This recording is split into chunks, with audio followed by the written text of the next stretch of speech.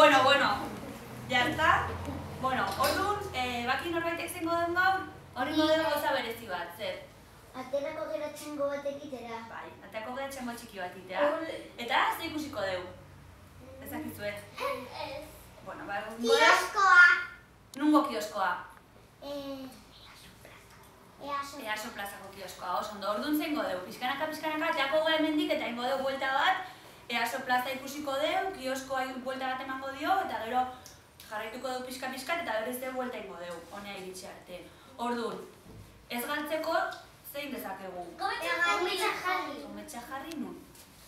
Lurrean. Lurren edo hormetan, paretetan, edo ez dakit farola baten, edo zuek irutzi zaizu toki baten. Baina kotxea junita baldin bat, zer? Diagonea iristakon daukau Donostiko plano bat. Eta hori zer da, Donosti handi guk ikuste dugun bezala, baite dugu hola txikitu, eta ikuste dugu marrazki bat, Donostikoetik ikusita, Donostiko marrazki bat, ez? Eta hor zengo dugu, saiatuko gara representatzen, bilatuko dugu gunun gauden oain, eta jarriko dugu, gometxa txikik erabiliz, jarriko dugu gukin dugun ibilbidea, baina plano hortan.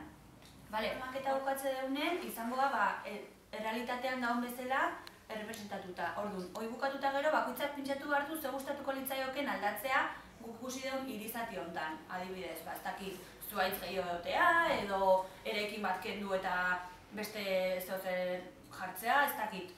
Zuei bakoitzai bururatzen zaizuena. Orduan, gero ingo deuna da, maketa hortan jarri, zuek pentsatu dituzuen gauza horiek. Orduan, idatziko emango izkizeu post-it batzuk, hori idatziko zuen bakoitzak nahi duna.